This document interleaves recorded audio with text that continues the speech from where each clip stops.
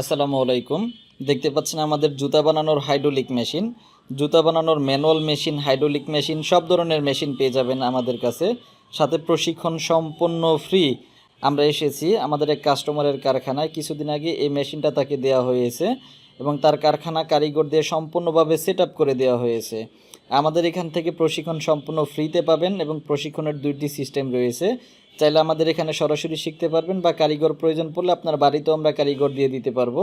ওখানে যারা কাজ করবে সবাইকে শিখিয়ে দিয়ে আসতে পারবে।